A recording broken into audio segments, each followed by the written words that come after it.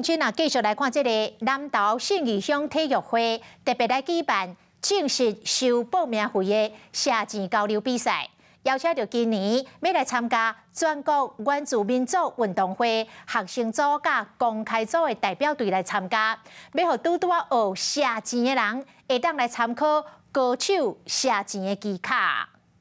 信义乡射箭队各小学生准备上场进行比赛，虽然敢若10外公尺尔，不过想要射冠军无遐简单。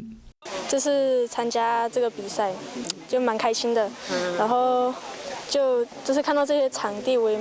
就是觉得很好。为了进一步互民众了解射箭比赛规定甲流程，信义乡体育会特别办这摆比赛，报名的选手真踊跃。很多乡亲都想要参加，但是他们没有一些工具啊，或者是弓箭，还有一些箭靶等等的这些设备。办了几次以来，参加人数最多的，已经到了100多个人参加哈。主办单位讲，未来继续办传统的射箭交流比赛，和信义乡无分男女老幼，拢会当来体验。Hello， 大家好，我是乃瑜，要教给大家2个任务。第一个，华视新闻的脸书专页，你按赞了吗？还有华视新闻的 YouTube 频道，赶紧订阅起来，还要记得按赞，开启小铃铛哦。